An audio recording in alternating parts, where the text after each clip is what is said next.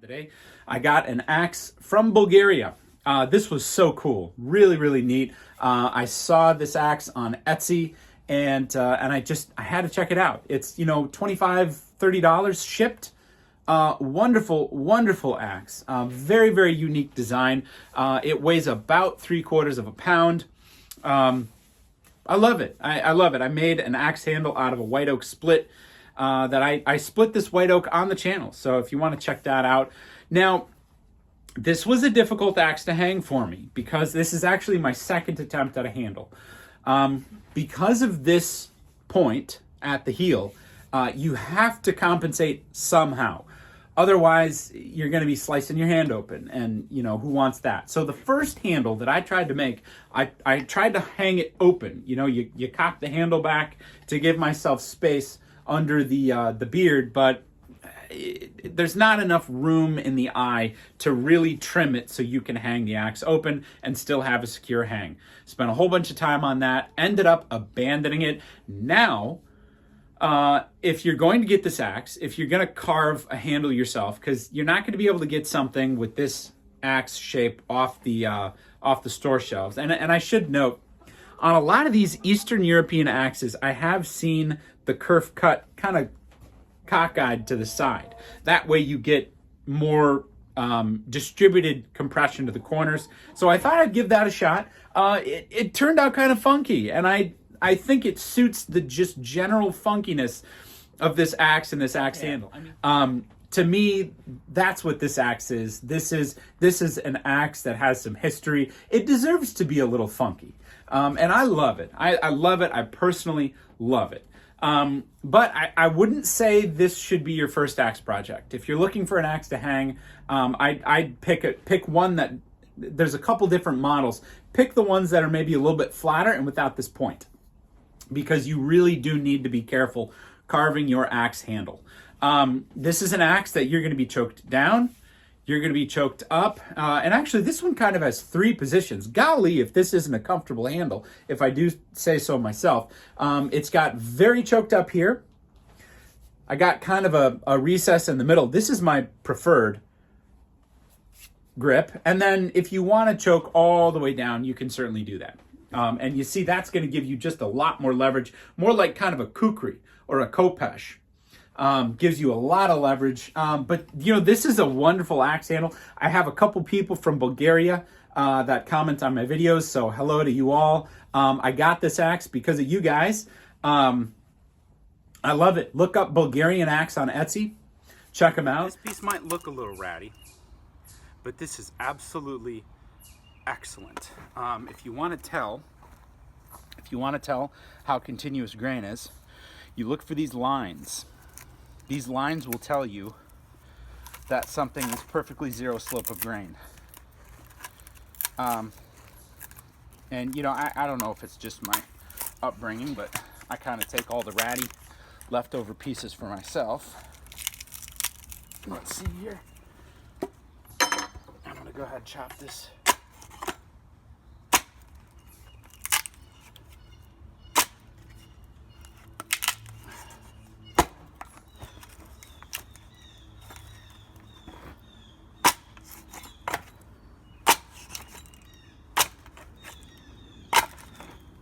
As far as length goes, how long do I want this to be?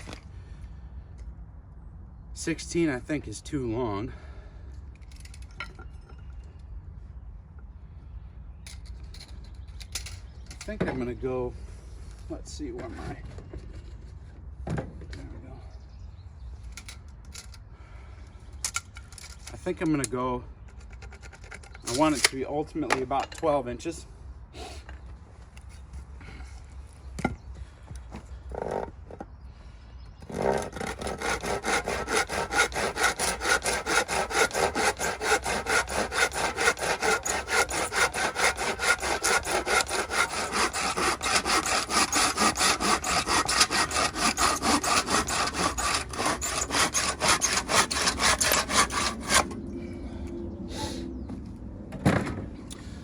Down to the side.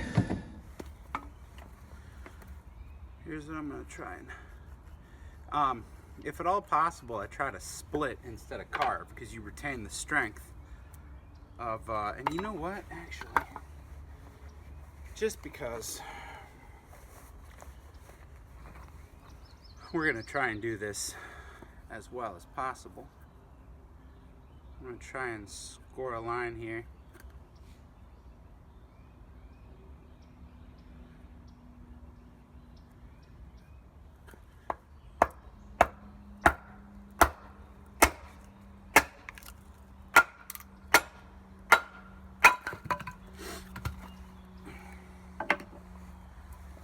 Keep that little knot here.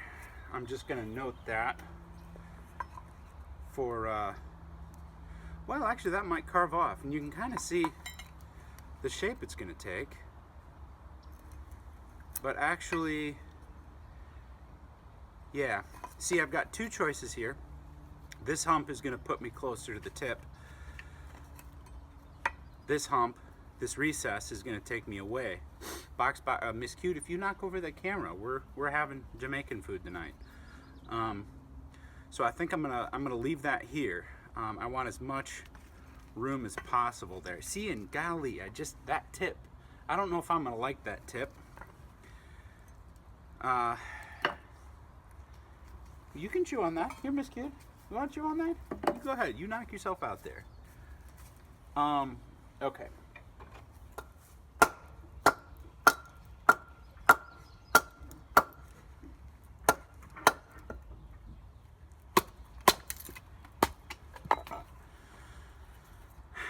I like the natural shapes, you know, I really do. So now we've got, yeah, look at that. This is coming along well. I think I'm gonna leave this natural hump in there.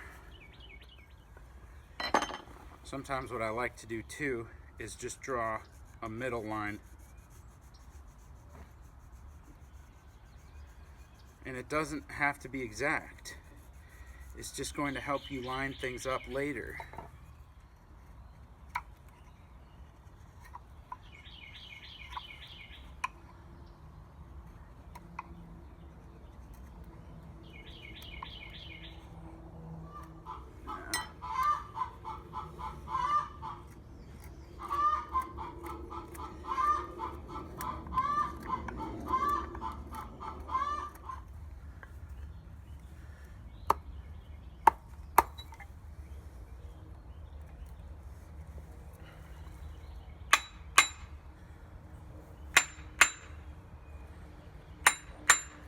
See, here's what I was talking about.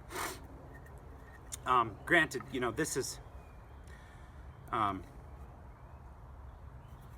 got it twisted. Well, yeah, I gotta move it. I gotta move it this way, which means we gotta take some off of here. Just move it that way. Gotta take some off of this corner.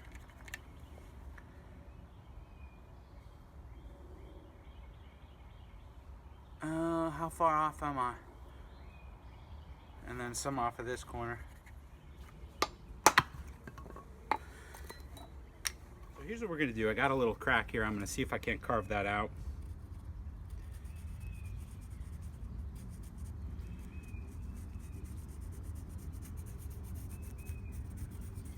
And maybe I'll actually even go in a little bit more.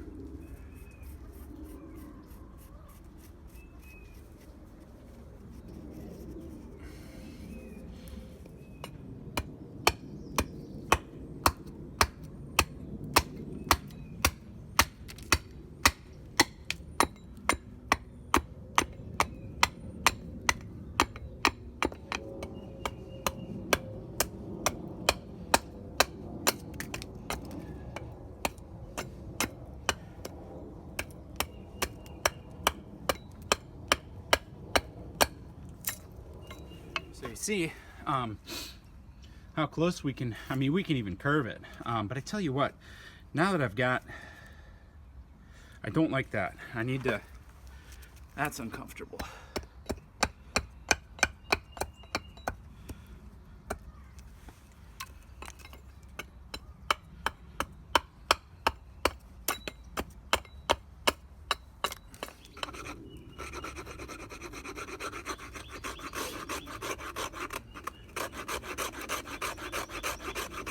that's getting dangerously close. See, I do want just a nice buffer between my hand and that.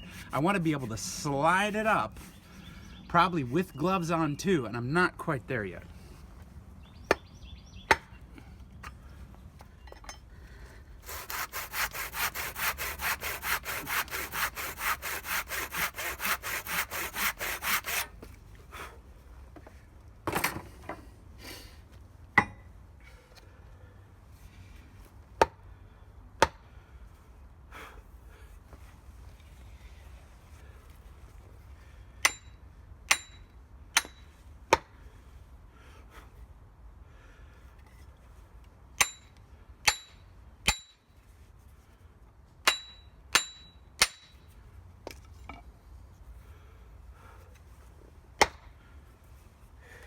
Where did I put that wedge?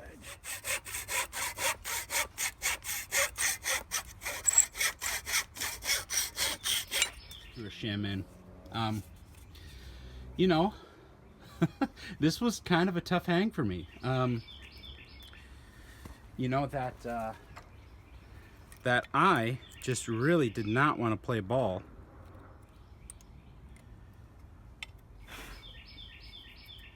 I'm not quite sure I have the compression that I need, but let's give it a shot. This is seasoned red oak.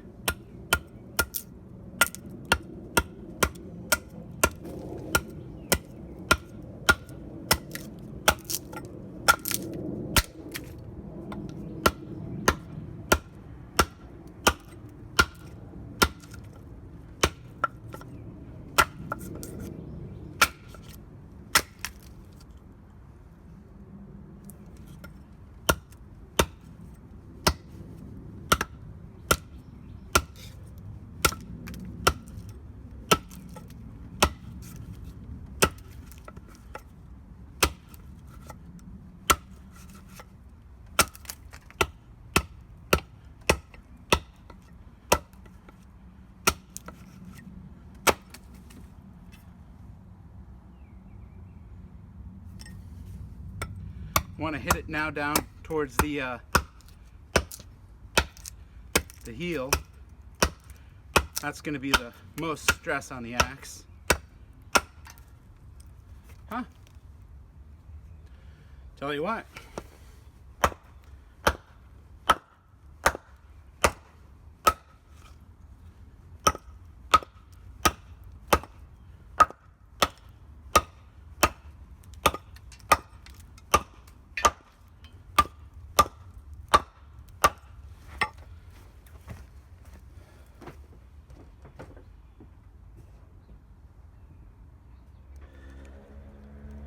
There we go.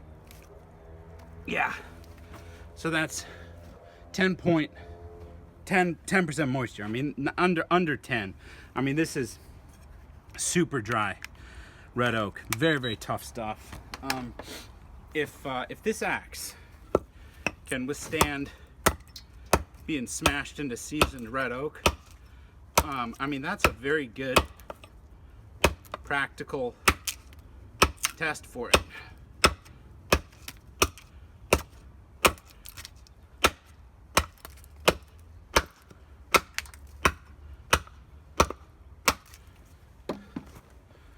Check out the edge. No rolling, no glinting.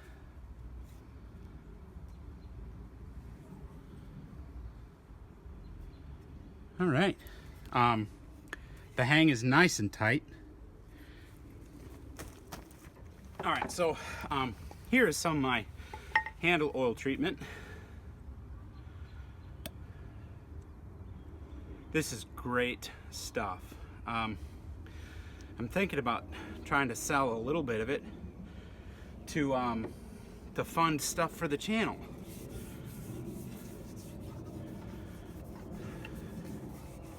But just watch how it's going to darken this handle.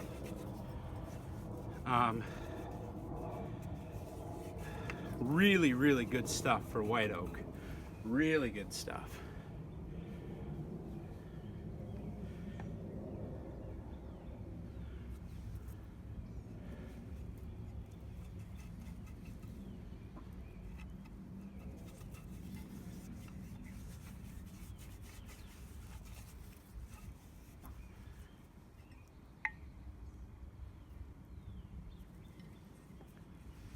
And I think I've treated maybe 5 handles with this one bottle. And I've still got plenty of the bottle left. So it's small, but man, it really does go a long way.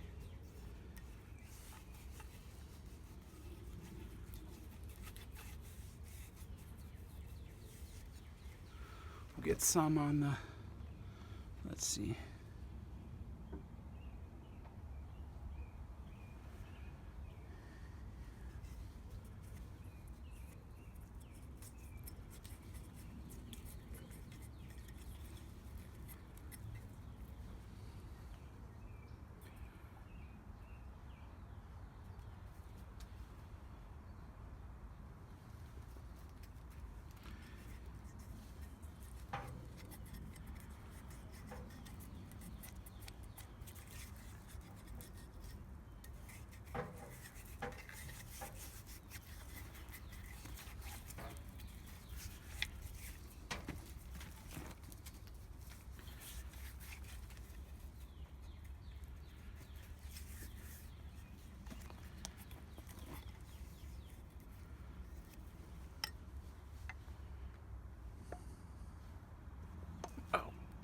Oh, caught it just in time.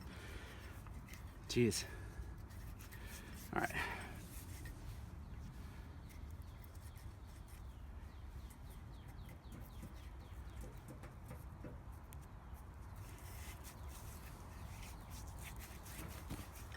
I'm gonna put that lid back on. Yeah, so here we go. You know, not the safest axe that I own. In fact, I can't say that I recommend this design because it does take a very special, it does take a very special handle to carve. You can't, you know, if you bought a handle off the shelf for this, even if it was a nice handle, you'd slice your hand open almost immediately. You know, you have to carve a handle that adapts to this shape. So you know, after a couple days, maybe a couple weeks, maybe longer, I'll leave that. I'll cut that wedge down. You know, I might not. You can leave it. You can cut it down. Your choice. You know, just because we have it, and before we leave, I'm gonna get the hardness on it. Am I still recording? Cool. Let's go with 60.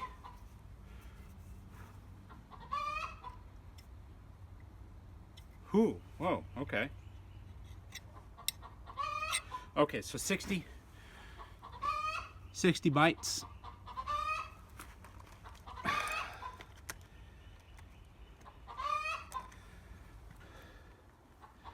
55. 55 does not. All right, good hardness. Good hardness. So this is this appears to be good quality steel. This is going to be upper 50s Rockwell, which I really prefer Rockwell in the upper 50s. Not hard enough that it's difficult to sharpen, but hard enough that it really holds its edge well. So for a light axe, I really do like it to be a bit harder.